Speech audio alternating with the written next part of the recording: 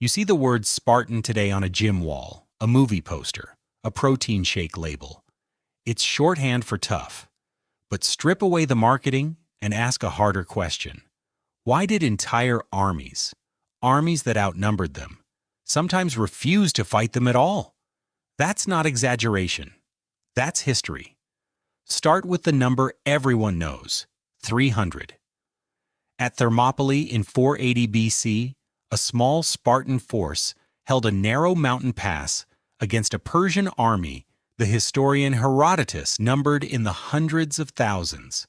Modern historians think that figure was inflated, but even conservative estimates put the Persians at 10 times the Greek defenders, maybe more.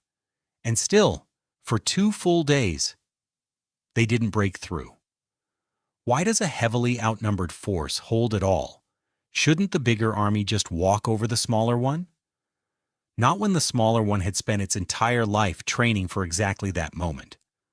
Spartan boys entered a state education system called the Agoge at age 7, not school in the modern sense, a brutal, state-run apprenticeship in violence and endurance.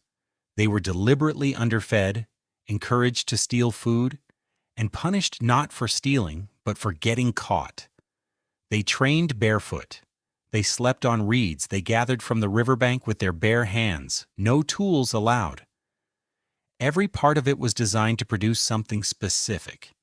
A soldier who could not be broken by hardship, because hardship had been his entire childhood. Compare that to the citizen soldiers of most ancient armies, farmers and tradesmen called up for a campaign season, then sent home. A Spartan never went home from war in the way other soldiers did. War was the profession. Everything else was a formality around it. Here's the detail that made them uniquely terrifying, though. It wasn't just the individual toughness, it was the formation. The phalanx wasn't a Spartan invention, but Sparta perfected the discipline required to hold one under pressure.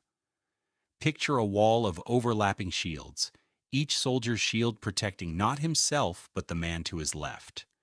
Historian Victor Davis Hanson has argued that this mutual dependency, this literal physical reliance on the stranger beside you, created a psychological bond most ancient armies simply couldn't replicate.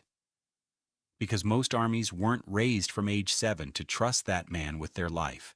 Break the line and you don't just lose a soldier. You expose the man beside him. Spartans were drilled to understand that on a level closer to instinct than tactic. So why did enemies fear them before a single blade was drawn? Because Spartans marched into battle differently. Most ancient armies advanced with shouting, war cries, meant to build courage and unsettle the enemy. Spartans, according to Thucydides, often advanced in near silence, to the sound of flutes, in perfect step. Ask yourself, which is more unsettling? An army screaming that it's afraid and covering that fear with noise, or an army that doesn't need to make any noise at all?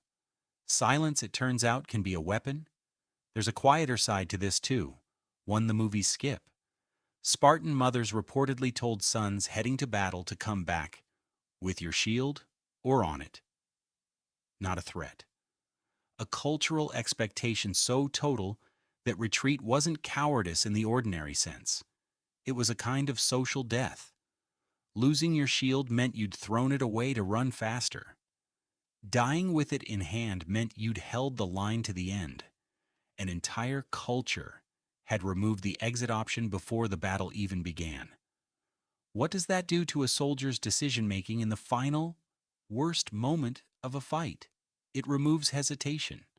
And hesitation, more than almost anything else, is what breaks ancient battle lines. Historians studying phalanx warfare consistently point to psychological collapse, not casualties, as the real reason most ancient armies actually lost. Someone in the middle of the line loses nerve, a gap opens, and the whole formation unravels in minutes.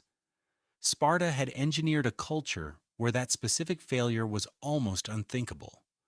None of this means Spartans were invincible. They lost battles. Their population eventually declined so severely that by the time of Alexander's father, Sparta could barely field the forces it once had. Myths grow larger exactly as the reality shrinks. But that's the modern mirror worth sitting with. You don't fear the person who looks strongest in the room. You fear the person who has already decided, long before they walked in, that they are not leaving until it's finished. Sparta didn't just train bodies, it removed an option other armies always kept open. Maybe that's the real reason the word still lands today, centuries after the culture itself disappeared. Not the shields, not the spears, the absence of an exit